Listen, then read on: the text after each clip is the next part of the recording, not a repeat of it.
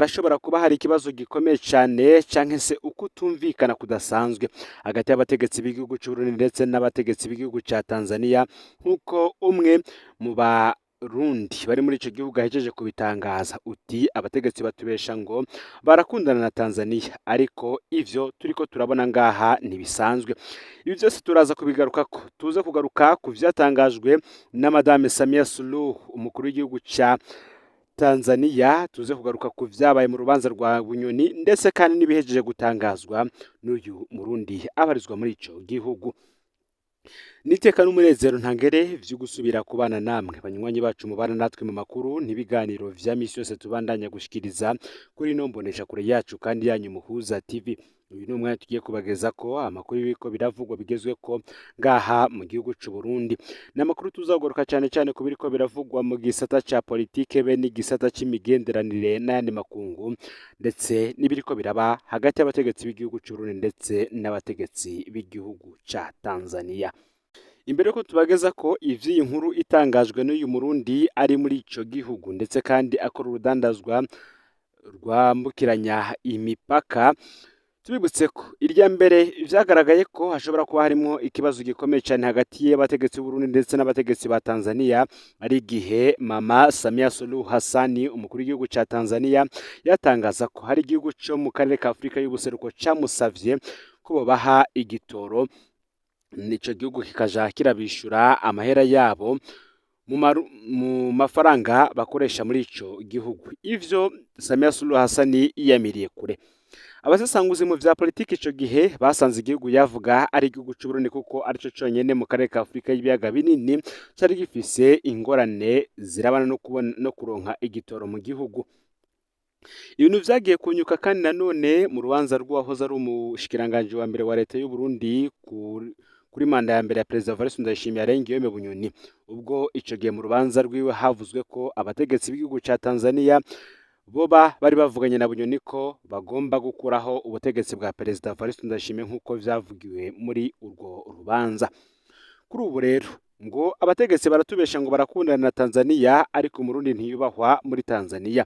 Hakaba hari imyidogo y'abarundi ba mu gihugu ca Tanzania. Ibi kandi bikaba bigaruka n'ubundi kukungene impunzi z'abarundi ziri mu gihugu ca Tanzania mu makamba atandukanye harimwo Nduta n'ahandi hatandukanye bariko barafatwa muri no misi n'abica n'abategetsi ba Tanzania, mu gihe izindi mpunzi zahungiye muri ico gihugu ziva mu bindi bihugu bitandukanye zozo zifashwe neza atangorane. Ufyonde subscribe canke sabone niba utari wafyonda ko rero kugira ngo tujikanwa nadushikiriza usangize kandi no makuru bagenza aho bari hose kugira ngo nabo baje barashikirwa nabiriko biravugwa bigezwe ko ngaha mu gihugu c'u Burundi hanze y'imbizi y'igihugu c'u Burundi ndetse no mu makungu ya kure. Ndabaye kaze muri ano makuru.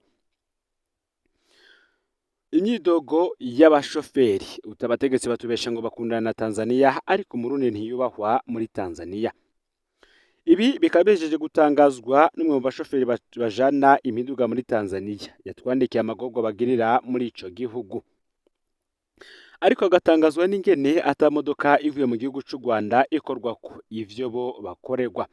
Niho rero ahera kuvuga ko iyo abategetsi b'u Burundi bigamba ngo bakundana n'abatanzania baba babesha, we ntavyo abona aravye ingene abarundi bafatwa nabi muri ico gihugu. Yagize ati: ntanguye ndabaramutsa ndabipfuriza no kuroranirwa muri vyose, hama hari ico twifuza ko mwodufasha nk'uko musanzwe mufasha abandi.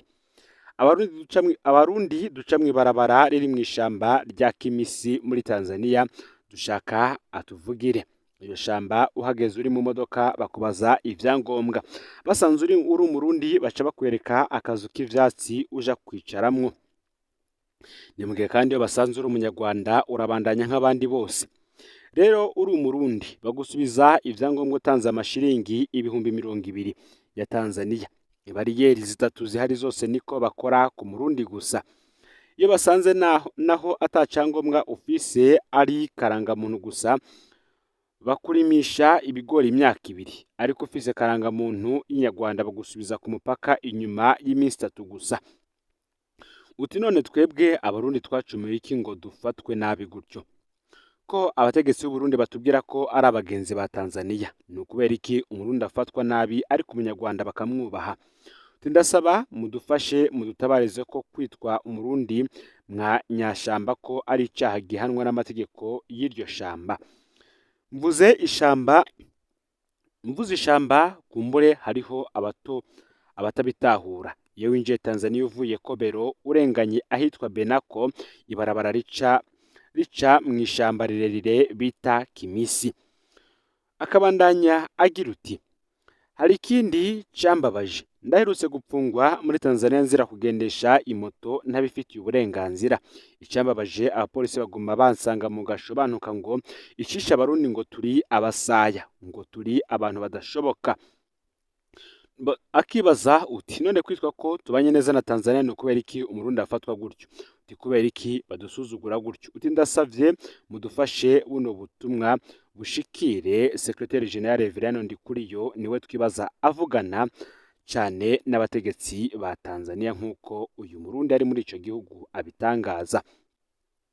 Iki kibazo cy'abarundi bari mu gihugu cya Tanzania kiragaruka ko cyane n'abarundi batandukanye bari muri ico gihugu.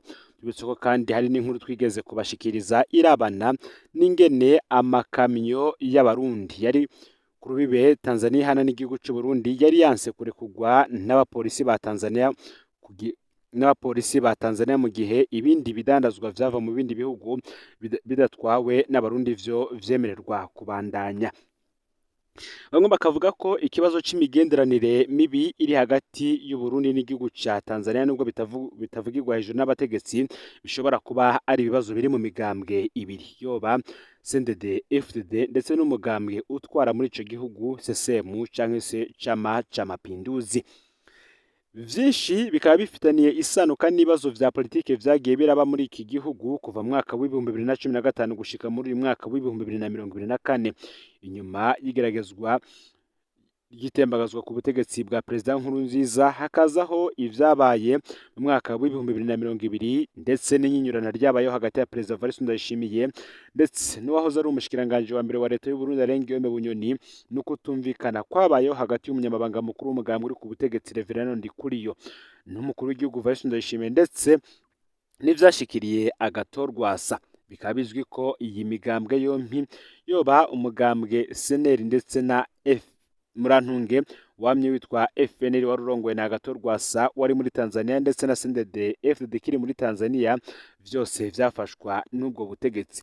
Bikaba bivugwa rero ko hari abategetsi bo muri ico gihugu n'ubundi bakiri ku mpande zitandukanye, harimwo abashigikiye izo mpande zindi zitavuga rumwe n'ubutegetsi bwa CNDD FDD ndetse n'abari ku rundi ruhande bivuga yuko rushigikiye ubutegetsi buriho kuri ubu mu gihugu c'u Burundi.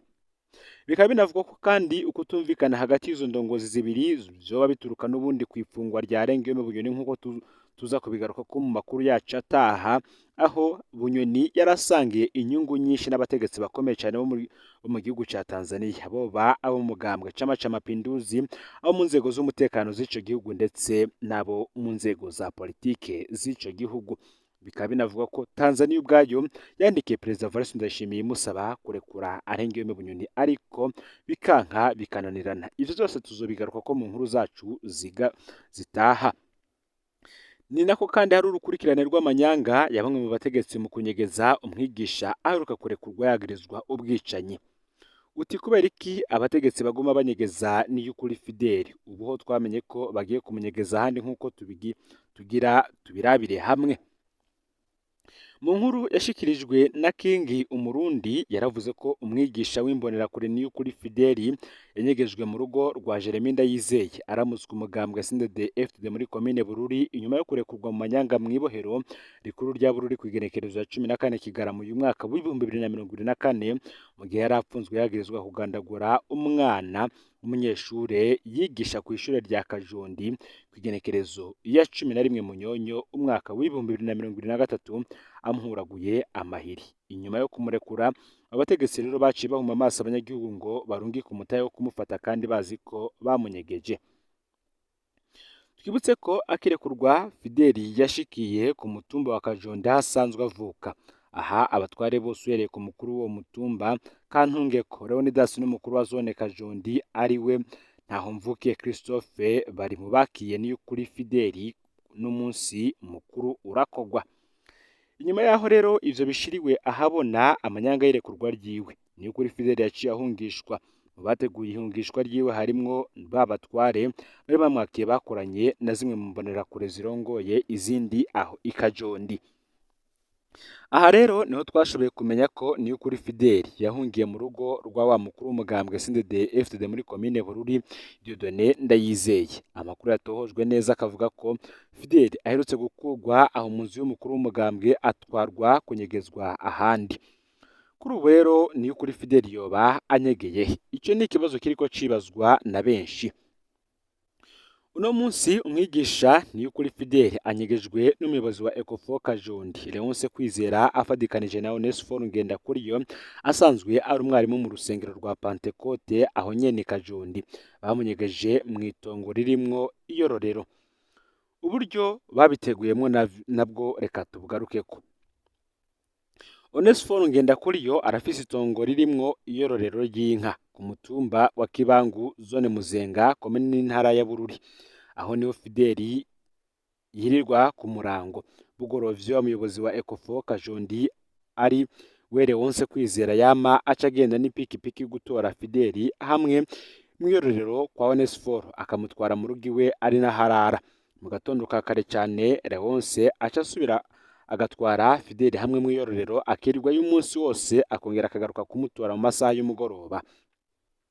Benshi bakabona ko ibi bintu bitangaje cyane kandi babaje cyane kubona abanyagihugu bo muri komine Rutovu bari mu bagumye basaba ko mwigisha niyo kuri Fidel yohanwa, ariko bikarangira arekuwe mu manyanga y'ikigongwe cy'umukuru w'igihugu.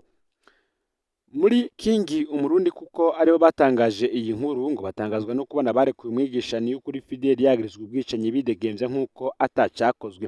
Bagasaba ko nabo borengutswe imbere y'ubutungane kugira bihanigwe uhereye ku muyobozi w'ibohero rya Bururi n'umwungere Jean Claude. Bagasaba kandi ko ubutungane bwitwararika ico kibazo kugira ngo umuryango w'umuhisi uruhuke utunganizwe kandi wongere ureme, kuko ivyo abategetsi ba CNDD-FDD ngo bariko barakora aho i Bururi biteye isoni kandi bihungabanya mu mutwe uwo muryango wabuze nk'uko bobo babitangaza.